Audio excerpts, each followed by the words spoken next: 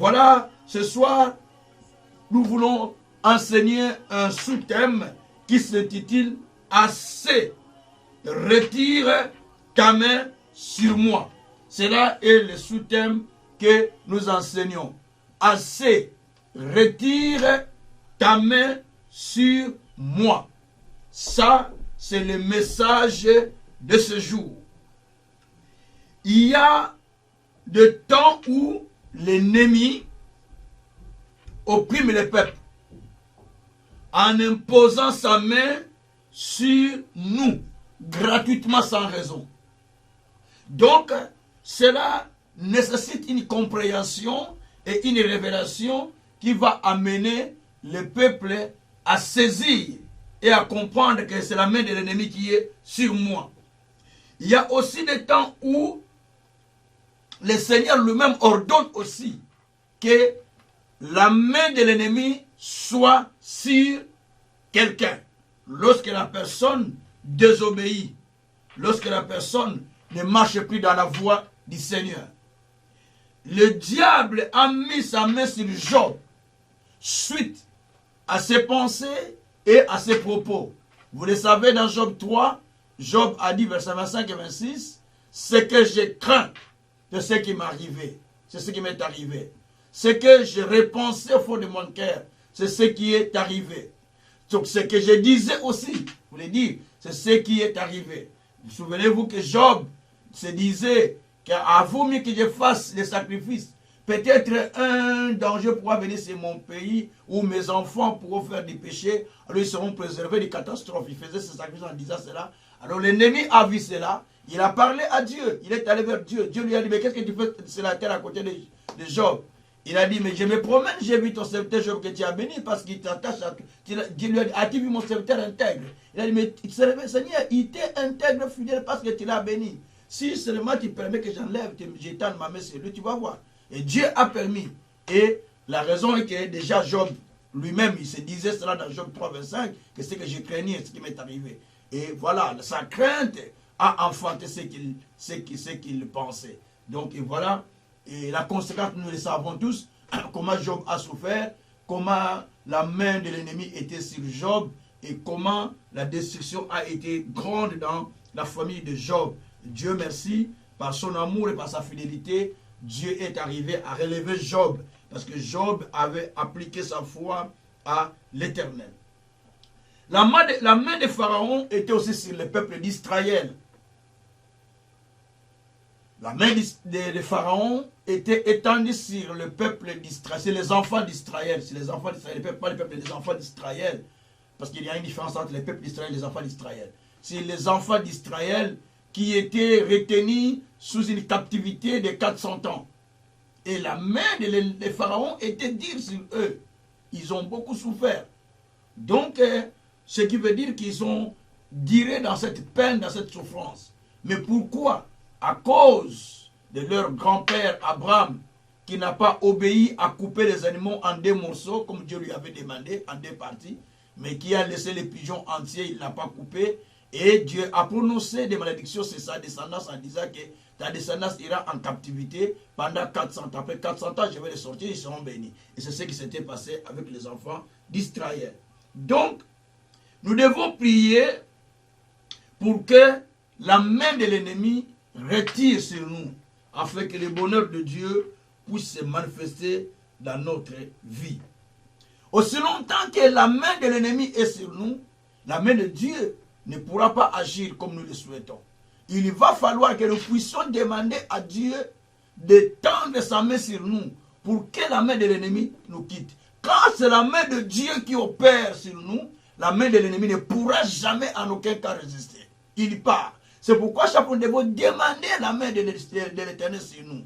Le Seigneur lui-même dit que tu es comme une flèche entre mes mains. Voyez? Donc Dieu nous tient entre ses mains. Il dit que je te mets sous l'ombre de ma main, dans Isaïe. Donc nous sommes sous l'ombre de la main de l'Éternel.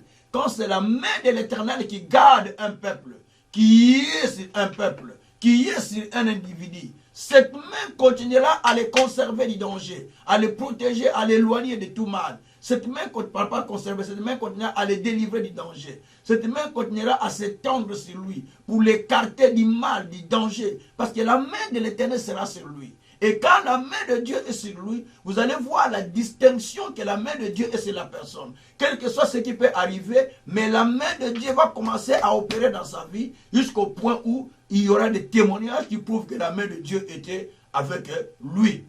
Paul, dans la mer, ils ont fait naufrage, mais comme la main de Dieu était sur lui, Dieu lui a dit que toi et ceux qui sont avec toi dans ce bateau, personne ne périra. Donc je te donne tout ce peuple, ils sont à ta disposition, personne ne périra. Parce que moi, Dieu, je suis avec toi, et eux, ils sont avec toi dans la barque et dans le bateau, donc personne ne va périr.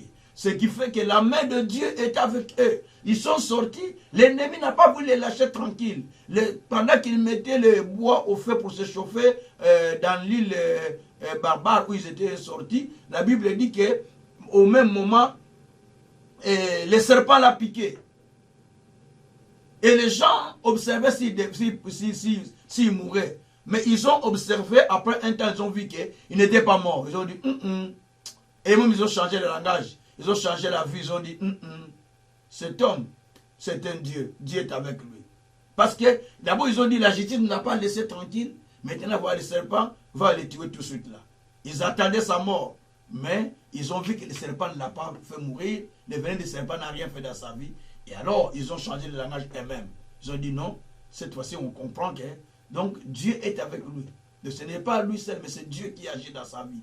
Donc, quand la main de Dieu agit, même le serpent qui te pique dans le monde des ténèbres, son venin ne fera rien dans ta vie. C'est-à-dire, même le flèche que le diable injecte sur toi ne fera rien parce que la main de Dieu est sur toi. Quand la main de Dieu est sur toi, il sera avec toi partout. La main de Dieu, nous l'avons vu avec Moïse. Quand la main de Dieu était sur Moïse, lorsqu'il est allé demander les enfants d'Israël auprès de Pharaon, la main de Pharaon n'a pas réussi à résister pour ne pas libérer les enfants d'Israël. Parce que la main de Dieu était très forte sur Moïse, à tel point que Pharaon était obligé de lâcher le peuple de Dieu. Mais mon message d'aujourd'hui, c'est retire ta main sur moi. On s'adresse à l'ennemi. On s'adresse à une situation. On s'adresse à un cas qui persiste. On s'adresse à une maladie, à un problème, à une difficulté, à une situation qui dure dans la vie d'une personne, à une situation que toi tu ne veux pas, mais qui est poussée par l'ennemi. Aujourd'hui, on va demander, on va ordonner, on va ordonner à l'ennemi de retirer tout de suite sa main dans ta vie, de retirer son œuvre dans ta vie, de retirer ce qu'il envisage dans ta vie, parce que Dieu a besoin de toi et la main du Tout-Puissant sera sur toi. Merci Seigneur. Parce que Dieu dit que je te tiens par ma main puissante. Je marche devant toi, j'aplane les obstacles, je brise les verrous de fer, je romps les portes des reins et je mets des portes ouvertes que personne ne pourra fermer. Là, nous sommes dans Ésaïe 45, verset 1 à 3. C'est ça ce que Dieu veut opérer maintenant. Parce que toi, tu as du prix aux yeux de l'Éternel. C'est pourquoi Dieu veut faire ça dans ta vie. Que le Seigneur soit béni. Alors, bien-aimés, nous allons lire un chapitre le livre d'Un Chronique, chapitre 21. 1 Chronique, chapitre 21. Et nous allons partir au verset... En fait, mon verset que je vais lire, ce sera le verset 15. Vraiment, le verset 15, ce sera mon verset. Mais j'aimerais bien peut-être vous faire participer à l'histoire. J'aimerais mieux lire à partir du verset 10. Je lis la parole au nom de Jésus-Christ. Je commence à partir du verset 9.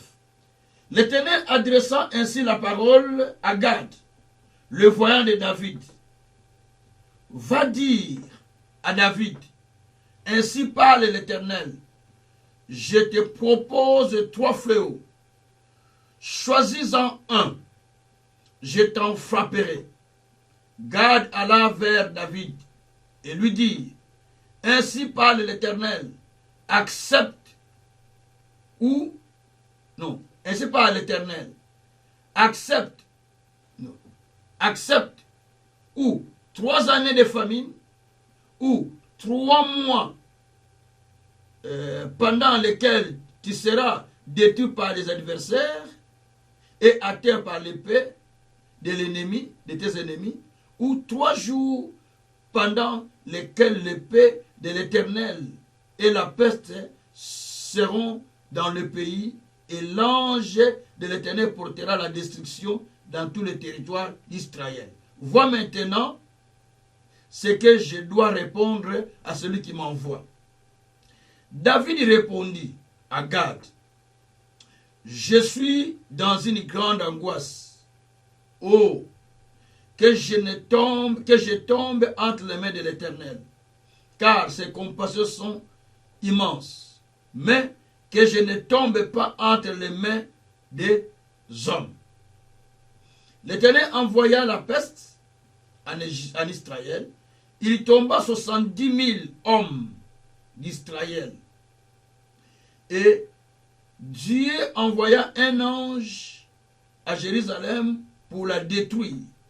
Et comme il la détruisait, l'Éternel regarda et se repentit de ses mal.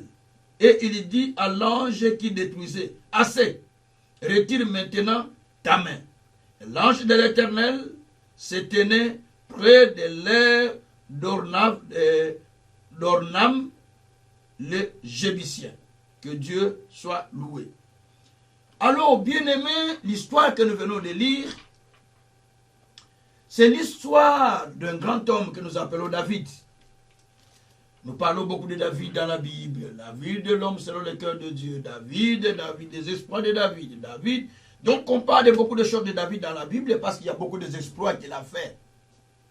Alors, il est arrivé un moment où David, voyant que le nombre de ces vaillants hommes de guerre augmentait, il demanda à Joas, chef de l'armée, de faire le dénombrement. Et quand on en fait le dénombrement, il y eut plus ou moins la totalité, à peu près 1 million et quelques. Parce que l'autre côté c'était 1,5 million, de l'autre côté c'était déjà 400 et quelques. Donc c'était déjà beaucoup. Près de 2 millions déjà de soldats. Donc plus d'1 million, donc près de 2 millions de soldats, des vaillants ou des soldats qu'il avait déjà.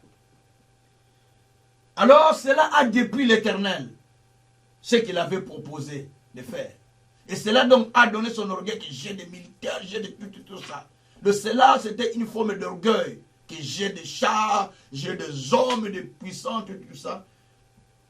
Les hommes de guerre. Cela paraissait aux yeux de l'Éternel comme de l'orgueil. Et Dieu n'était pas content avec ça. D'ailleurs, lorsqu'il avait demandé à Joas de faire les dénombrements et aux sacrificateurs, tout le monde était mécontent, ils n'ont pas voulu.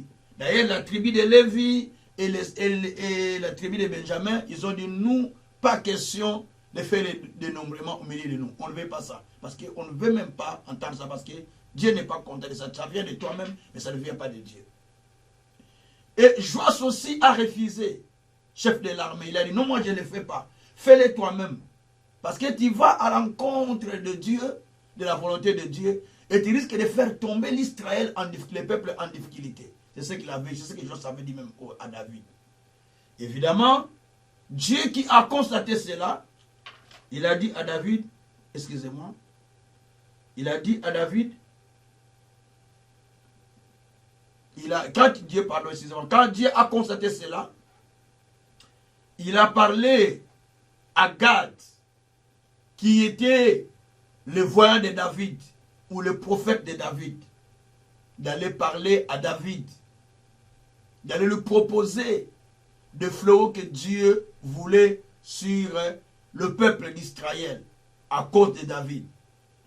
Je voulais souligner que on parle de Gad qui était le prophète de David ou le voyant de David. J'avais dit une fois dans mes enseignements que nous avons 3 types de prophètes. Il y a le prophète de la famille, le prophète envoyé pour la famille. Donc, il est sorti pour sa famille, pour sauver des familles. Donc il est prophète de la famille. Il y a des prophètes de ville où il est envoyé dans une localité précise, où il doit travailler. Il ne peut pas d'ailleurs, sa localité est là. Il doit travailler là. C'est comme le prophète qui a quitté la ville de Juda pour aller annoncer les messages sur l'autel de Jéroboam, qui avait rencontré le vieux prophète. Il était un prophète de Juda qui a été envoyé, à qui on a dit ne va pas gauche-droite parce que toi tu n'es pas appelé à aller gauche-droite. Va seulement là où on t'envoie et tu retournes. Donc, il était un prophète de Juda. Et il y a les prophètes qu'on appelle les prophètes des nations. Donc, il y a 3 types de prophètes. Il faut savoir, tu es quel type de prophète. Tu es prophète pour des familles. Tu es prophète pour une ville. Ou prophète pour des nations. Il faut savoir, même dans la vision, c'est comme ça. Il y a la vision locale et la vision des nations.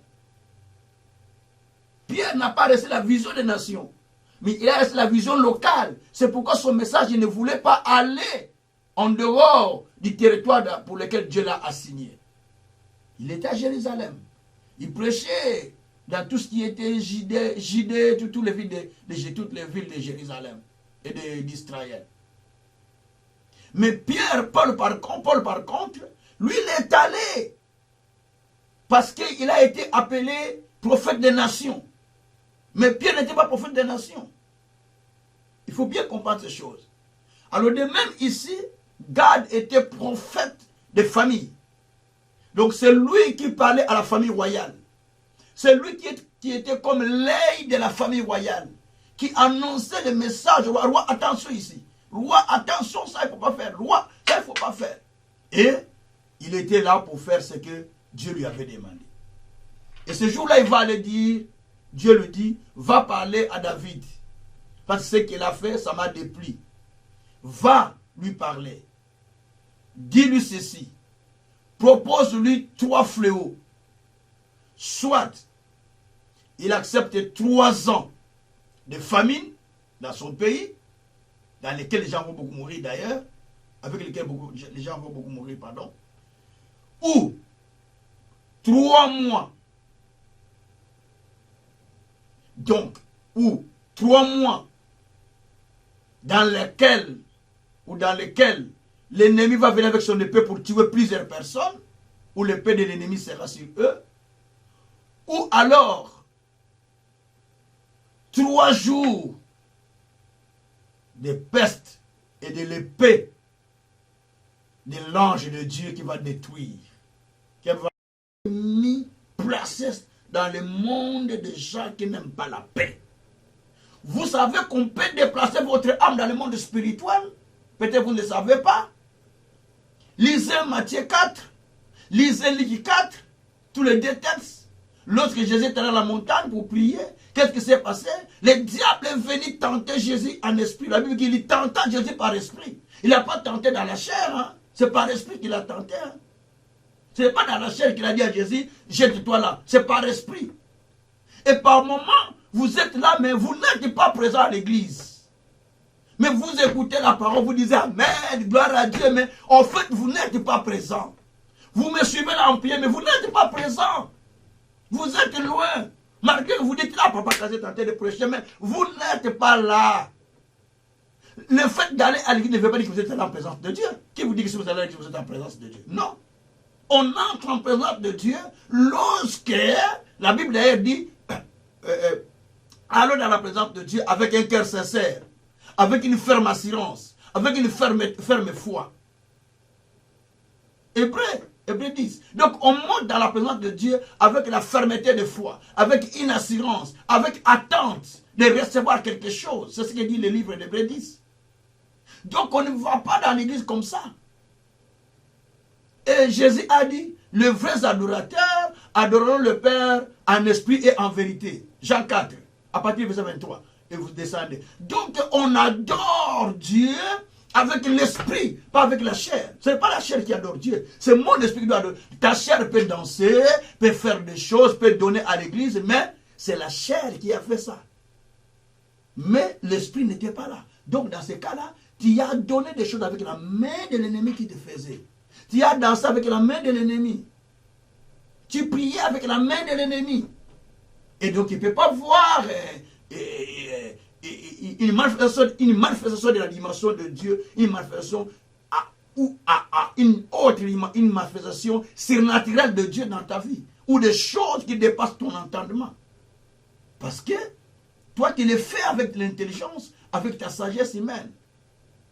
Et ça, c'est des éléments que nous ne tirons pas attention dans la façon dont nous suivons le Seigneur. C'est pourquoi même Paul a dit ça dans le Romains 12. Il a parlé de ça. À partir du verset 1er, verset 2. Que nous puissions faire un culte qui est agréable à l'Éternel. Mais tout cela, nous avons besoin de travailler notre intérieur, comme je l'avais dit déjà la fois passée. De travailler notre intérieur, notre être intérieur. L'homme intérieur qu'on appelle l'esprit qui est dans l'homme. L'homme intérieur. Cette personne-là, s'il n'est pas travaillé, comment vous voulez qu'il change? Mais ici, il parle de l'âme. Je ne parle pas de l'esprit, il parle de l'âme, pour ne pas faire la confusion. Il parle de l'âme, il dit mon âme. L'âme, c'est le chef des émotions. L'âme, c'est le chef des sentiments. L'âme, c'est le siège des pensées. L'âme, c'est le siège de la volonté ou des décisions. Il dit, mais cette partie-là, elle habite, elle demeure auprès des hommes qui n'aiment pas la paix. Si ton âme, celle qui est le siège vital dans ta vie, des pensées, des décisions, de la volonté, et puis des émotions, s'il habite au milieu des gens qui n'aiment pas la paix, que deviendra-t-il? Même si on prêche la parole, après la parole, tu es triste. Après la parole, tu es angoissé. Après la parole, tu es dans l'amertume. Après la parole, tu es dans la haine. Après la parole, tu es dans... C'est pourquoi vous venez dans l'église et dites, je n'aime pas, moi je l'aime. Vous sortez à la prière, la salle dit, moi je n'aime pas les voir. Hein. La façon dont tu sais t'habiller derrière là. Moi je n'aime pas les voir. Vous voyez comment les gens... Parce qu'il habite au milieu des gens qui haïssent. Donc son âme spirituellement est plantée quelque part. Dans la maison. Quand on bouge seulement, parce que ton âme est plantée quelque part. Elle demeure outre. Elle demeure ailleurs. Pardon. Donc tu dois travailler sur ça. C'est pas seulement Dieu bénis-moi demain, Dieu délivre-moi. Non, mais ton âme d'abord. Travaille pour ton âme. Dieu va te délivrer bien sûr. Mais est-ce que ton âme, elle est déjà prête? Parce que l'âme, quand elle reçoit la parole, elle doit se transformer quand même, non? La parole est reçue par l'esprit, mais l'esprit influence l'âme. La parole que nous recevons, l'esprit de Dieu communique à notre esprit. Le petit esprit, l'esprit de l'homme. C'est ce qu'on appelle l'homme intérieur. Quand le petit esprit reçoit, qu'on appelle l'homme intérieur, il reçoit, maintenant comme il a reçu la parole, qu'est-ce qu'il va faire? Il commence maintenant, quand la parole est remplie en lui, il influence ton âme. Tes pensées changent, tes idées changent, ta façon change. Pourquoi la Bible dit que si quelqu'un est en Christ, il est devenu une nouvelle créature. Les choses anciennes sont passées, maintenant en lui il y a des nouvelles choses. Parce qu'il y a un changement, il y a une transformation. Tu ne peux pas me dire, je pars à l'église, j'attends seulement ma délivrance, j'attends ma solution, mais qu'il n'y a pas de transformation. Non! Il faut qu'il y ait une transformation. Il faut qu'il y ait un changement en toi. Il faut que tu constates que tu es en train d'évoluer spirituellement. Il faut que tu constates que oui, j'ai quand même, maintenant je sens que je commence à grandir dans une autre dimension. Mais toi-même, tu ne sens même pas que tu ne grandis pas. Tu ne sens même pas que tu demeures dans la même situation. Tu ne sens même pas que tu demeures dans les mêmes émotions. Tu ne sens même pas que tu demeures dans les mêmes idées. Tu ne sens même pas que tu n'avances pas. Tu demeures pas. Pourquoi tu demeures là? Parce que il y a la main de l'ennemi qui est sur toi. Il a placé ton âme. Il a placé ton âme dans la même demeure que les méchants qui n'aiment pas la paix. Et tu ne seras pas en paix. Tu seras que troublé. Si tu sens ça dans ta vie, sache que tu es déjà là-bas. Donc il faut chercher la délivrance. Si tu m'appelles, je vais prier pour toi. Ça ne pose pas de problème. Que Dieu soit loué. Alors ça c'est le deuxième élément que nous constatons.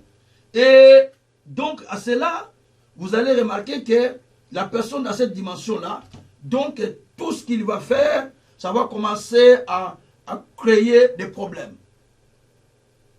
Et si vous constatez dans votre vie, vous sentez la dépression, en vous. Vous sentez des rêves bizarres. Hein? Tu es poursuivi. Vous sentez les angoisses.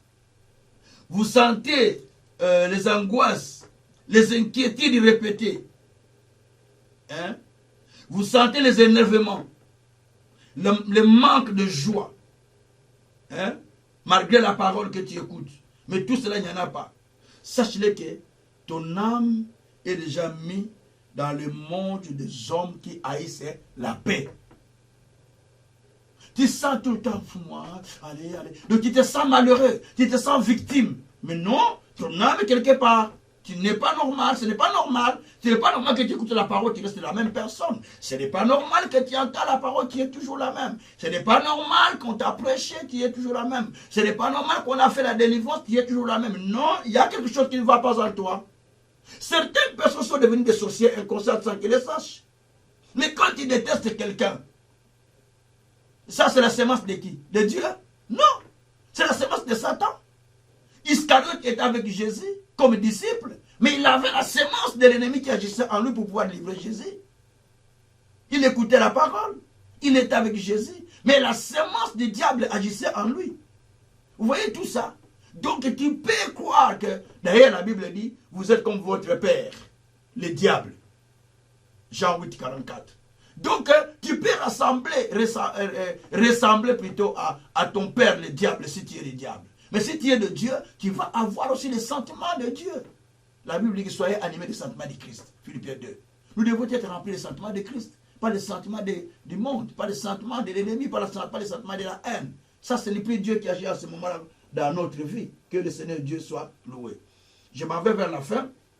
Alors, le troisième élément que j'ouvre, c'est Exode 8, verset 1. C'est là où nous allons trouver cet élément. Toujours, je parle de la main qui doit être retirée, qui est sur nous. À un moment, l'Israël, le peuple, pardon, les enfants d'Israël, s'il vous plaît. Les enfants d'Israël étaient captifs dans le pays d'Égypte pendant 400 ans. Nous connaissons l'histoire. Et Dieu est apparu à Moïse en lui confiant une mission afin d'aller délivrer les enfants d'Israël. Lorsqu'il confie la mission à Moïse pour aller délivrer Israël, Moïse d'abord a refusé parce qu'il savait que Pharaon était un homme puissant. Il a vécu avec lui, il sait. Mais Dieu a dit à Moïse, je fais de toi Dieu devant Pharaon. Va. Et Moïse a fait des objections parce qu'il ne voulait pas. Mais à la fin, Dieu lui dit que va, je serai avec toi. Et il a accepté. Maintenant, dans le chapitre 8, au verset 1er, la Bible dit, Exode 8, verset 1er, l'Éternel dit à Moïse, dis à Pharaon, étends ta main avec la verge sur le rivière, sur le ruisseau, et sur les étangs. Sur les étangs. Fais monter. Non, attendez, je vérifie. Non, c'est verset 9. Chapitre 9, pardon. 9, verset 1. 9, verset 1. J'ai fait une erreur. C'est chapitre 9, verset 1. Exode 9, verset 1er. L'Éternel dit à Moïse, va vers Pharaon, et tu lui diras, ainsi parle l'Éternel, le Dieu des Hébreux, laisse aller mon peuple afin qu'il me serve. Si tu refuses de le laisser aller, si tu le retiens encore, voici, la main de l'Éternel sera sur tes troupeaux qui sont dans ton champ, dans les champs, sur les chevaux, sur les ânes, sur les chameaux, sur le bœuf et sur tes brebis. Il y aura une mortalité très grande. Dieu soit loué. Donc, ici, Dieu envoie Moïse d'aller vers Pharaon pour dire à Pharaon, laisse aller mon peuple, aller me servir. Laisse aller mon peuple pour qu'il aille me servir. ou laisse aller mon peuple qu'il me serve. Et Pharaon ne voulait pas. Et Dieu a étendu sa main sur Pharaon, sur ses troupeaux, sur les premiers-nés, jusqu'à forcer Pharaon pour lâcher le peuple. Et Pharaon a accepté pour que le peuple parte. Malgré le peuple est parti, Pharaon a poursuivi le peuple jusqu'à la mer Rouge. Mais la main de Dieu était avec les enfants d'Israël. Et la main de Dieu était contre Pharaon. Vous voyez la main de Dieu? Avec les enfants d'Israël, mais contre Pharaon. Donc quand Dieu marche avec vous, sa main est sur vous, mais aussi sa main est contre ceux qui vous poursuivent. Merci Seigneur. Sa main est contre ceux qui vous poursuivent aussi. Je déclare en ce jour que la main de Dieu vous localise et vous accorde la faveur de Dieu dans tout ce que vous faites au nom de Jésus-Christ. Que la main de Dieu marche avec vous, même devant une mer rouge, c'est-à-dire une situation difficile. Mais que la main de Dieu ne vous quitte pas. Que la main de Dieu soit devant vous. Aussi, que la main de Dieu tourne contre ce qui vous empêche de progresser. Tourne contre ce qui vous empêche de ne pas sortir. Pharaon ne voulait pas que le peuple parte. Mais la main de Dieu s'est étendue sur lui pour l'empêcher. Bien-aimé, dans la vie par moment, vous forcez, mais ça ne tient pas. C'est qu'il y a une main qui vous poursuit. Vous sentez une certaine délivrance. Les choses commencent à avancer. Mais quelque part, vous sentez encore la force qui bloque. C'est qu'il y a une main qui pèse sur vous. Vous devez tout faire de faire taire cette main. Vous devez tout faire de faire sortir cette main. Parce que cette main-là, si vous la laissez, ça va continuer à détruire votre vie. Merci Seigneur. C'est pourquoi Dieu a dit à l'ange, retire ta main, assez. Et Dieu aussi a parlé à l'Israël, à Pharaon, de lâcher, de retirer sa main sur le peuple pour que le peuple parte, non? Mais tout cela, c'est parce que la main de l'ennemi était sur eux. Ce soir, je voulais te dire ceci. Tu as besoin de parler à l'ennemi de retirer sa main sur ta vie. Tu as besoin de parler à ta situation de se retirer de toi. Parce que tu es utile à l'Éternel. Parce que Jésus-Christ est mort à la croix à cause de toi. Parce que Jésus-Christ t'a sauvé. Peut-être tu n'as pas encore reçu Jésus comme Seigneur et Sauveur. Peut-être tu vas à l'église, tu pries, mais tu retombes dans le péché.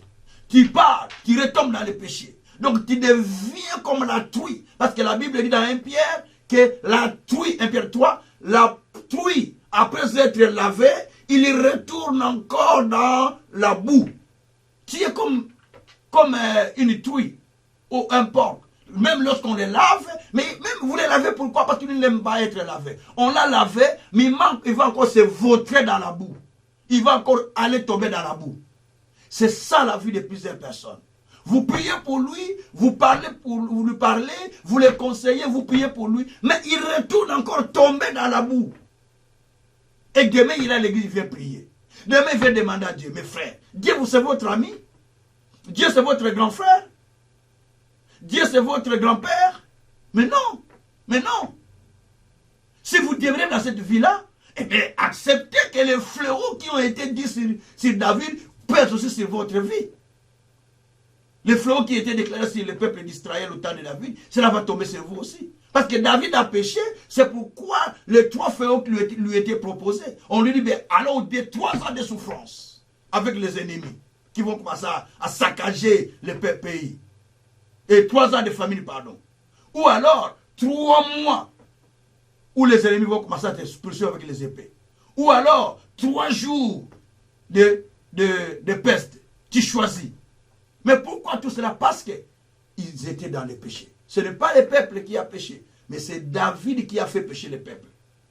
C'est pourquoi Job a dit non, ça tu vas faire pécher le peuple, je ne vais pas. Job n'a pas voulu faire le dénombrement du peuple. Bien-aimé, la main de qui est sur ta vie? Quelle est la main qui pèse dans ta vie? Quel est ce pharaon qui t'empêche de sortir? Il s'appelle comment? Il s'appelle qui? Mais tu peux le nommer. Tu dis, toi pharaon, chaque situation dans ta vie c'est un pharaon. Merci Seigneur.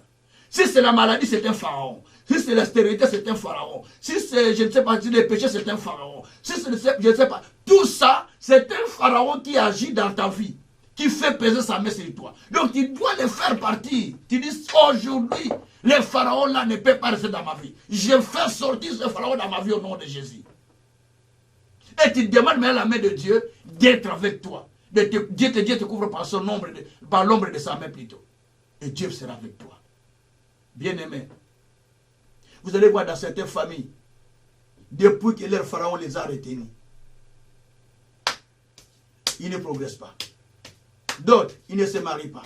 D'autres, ils ont que des problèmes, plusieurs sortes de problèmes. Santé, difficultés. Parce que le pharaon qui est là n'a pas encore quitté, n'a pas encore reçu les ordres de quitter. Et puis il règne sur le peuple. Jusqu'au jour qu'il va recevoir les injonctions qui viennent de la part de Dieu. Par ta bouche, bien sûr. C'est ce jour-là qu'il va partir, qu'il va lâcher. 400 ans qu'ils ont souffert. Toi, je ne sais pas combien d'années déjà tu as fait. Mais, aujourd'hui, tu peux dire, Seigneur, j'ai compris qu'il y a un pharaon qui fait peser sa main sur moi. Dans mon problème, dans ma situation, ce n'est pas normal.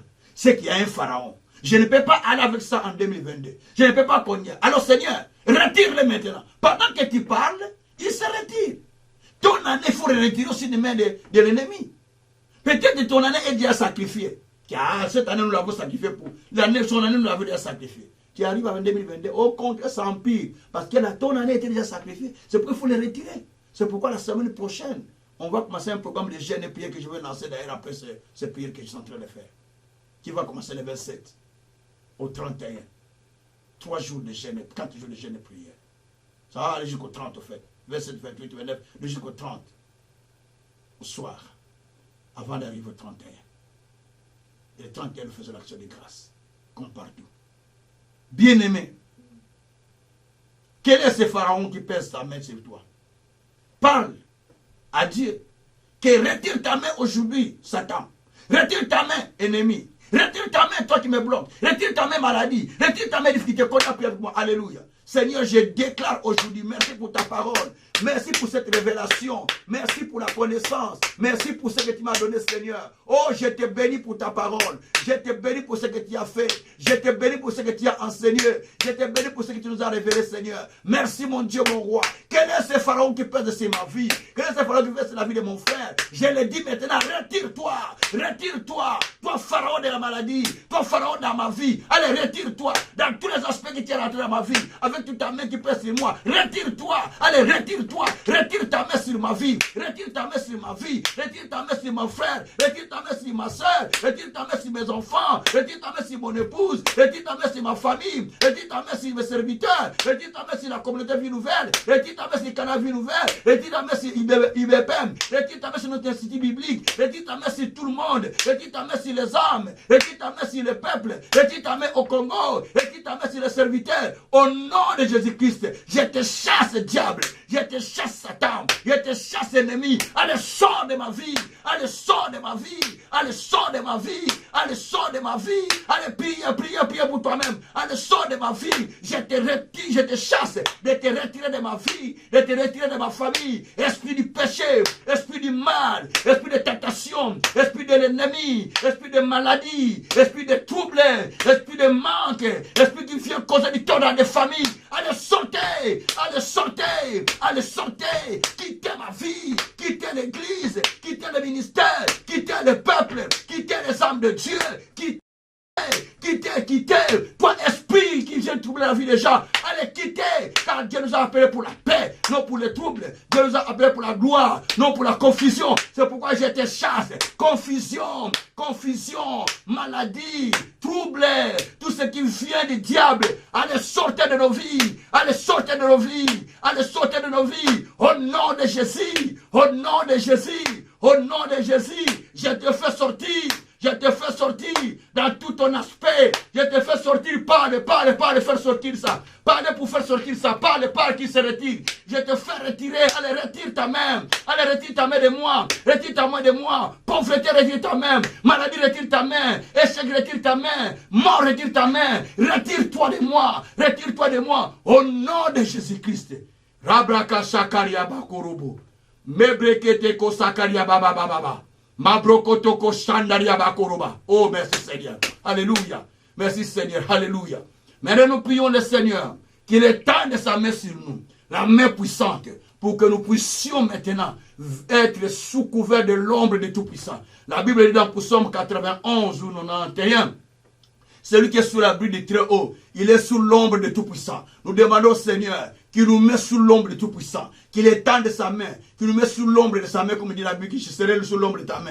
La Bible dit que je te tiens par ma main, je marche devant toi, j'aplane les obstacles, je brise les verrous de fer, je mets les portes ouvertes pour toi que personne ne pourra fermer. C'est ce que dit Ésaïe 45, à partir du verset 1 à 3. Nous demandons au Seigneur que la main de Dieu nous touche, que la main de Dieu soit avec nous. Quand sa main est avec nous, la main du diable ne pourra pas. Quand sa main est avec nous, les diables cherchent à faire du tort, mais la main de Dieu sera sur nous pour nous protéger et pour nous sauver contre les attaques de l'ennemi. Prions le Seigneur. Alléluia. Papa, je prie maintenant que ta main soit sur moi. Que ta main soit sur moi. Celui qui m'écoute. Sur mes enfants. Sur mon épouse. Sur ma famille. Oh, que ta main soit sur Laurie. Que ta main soit sur Zoé. Que ta main soit sur Gabriel. Que ta main soit sur mes enfants. Que ta main soit sur ma famille. Que ta main soit sur moi-même. Que ta main soit sur le ministère. Que ta main soit sur les enfants spirituels. Que ta main soit sur moi, Seigneur. Que ta main soit sur la communauté. Que ta main soit sur ceux qui me suivent. Que ta main soit sur ceux qui m'écoutent. Que ta main soit sur ceux qui considèrent ce ministère. Que ta main soit sur celui qui va écouter ces messages.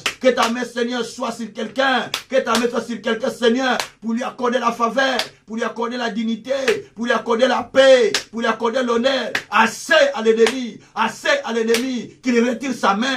Assez à l'ennemi qu'il retire sa main. Assez à l'ennemi qu'il retire sa main. Assez à l'âge destructeur. Assez à l'âge destructeur. Assez à l'âge destructeur. Au nom de Jésus. Au nom de Jésus. Au nom de Jésus. Au nom de Jésus. Alléluia. Demandez que le sang de Jésus vous couvre. Que le sang de Christ couvre votre vie. Que le sang de Christ couvre tout ce que vous êtes en train d'entreprendre. Prions le Seigneur. Alléluia. Oh, je te prie, Père, que le sang de Jésus me couvre. Que le sang de Jésus couvre la famille. Que le sang de Jésus couvre mes enfants. Que le sang de Jésus nous couvre, Seigneur. Le sang de Jésus. Le sang de Jésus. Que cela me couvre. Que cela ouvre la famille. Que cela couvre la famille. Que cela nous couvre partout. Que cela nous couvre, Seigneur. Le sang qui parle mieux que le sang d'Abel. Oh, que ce sang nous couvre. Que ce sang nous couvre. Que ce sang nous couvre. Car toi, tu as dit, à cause de l'alliance, scellée par le sang, tu libères les prisonniers qui sont captifs. Alors libère-nous, Seigneur, à cause de l'alliance scellée par le sang. Libère-nous, Seigneur, à cause de l'alliance scellée par le sang. Libère-nous, Seigneur, à cause de l'alliance scellée par le sang. Je sais que, oh Dieu l'éternel, nous sommes au terme de notre captivité. Nous sommes au terme de notre captivité. Ça ne peut pas continuer. Ça ne peut pas continuer. Assez, assez, assez. Parce que toi, tu as dit, le bâton de la méchanceté ne pourra pas continuer à dominer sur la vie d'Égypte. Depuis que l'Égypte peut s'en mettre dans la faute. C'est pourquoi j'ai dit, Seigneur, assez. J'ai dit, Seigneur, assez. J'ai dit, Seigneur, assez. Toi, tu as dit, celui qui est dans les chaînes, bientôt sera libéré. Moi, j'ai dit, Seigneur, c'est aujourd'hui que je dois être libéré. C'est aujourd'hui que mon frère doit être libéré. C'est aujourd'hui que ma soeur doit être libérée. Au nom de Jésus, au nom de Jésus, je me libère de la force du mal. Je libère mon frère de la force du mal. Je libère mes enfants de la force du mal. Je libère ma famille de la force du mal. Mon épouse de la force du mal. Mes neveux de la force du mal. Mes soeurs de la force du mal. Je les libère. Je les libère. Je libère toute la famille. Je libère toute la famille. Je libère ma belle famille. Je libère mes enfants. Je libère le ministère. Je libère les âmes. Je libère les âmes du Seigneur. De la force du mal. De la force du péché. Je les libère. De la force du péché. Je les libère. De la force du mal. Au nom de Jésus. Au nom de Jésus. Au nom de Jésus. Alléluia. Shabraka sakariaba boroko sekiriama. Rabroko toko shakariama korobako rabako sheteria baba. Et yabroko toko shitaria baba. Merci mon Père, merci mon Dieu, merci mon Seigneur.